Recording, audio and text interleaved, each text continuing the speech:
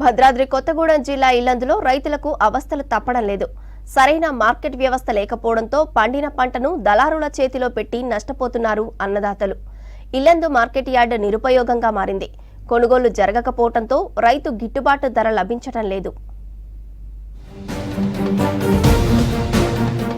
భద్రాద్రి కొత్తగూడెం జిల్లా ఇల్లందులో 1975 ఏడాదిలో విశాలమైన మార్కెట్ గోదాంలు ఏర్పాటు చేసింది ప్రభుత్వం.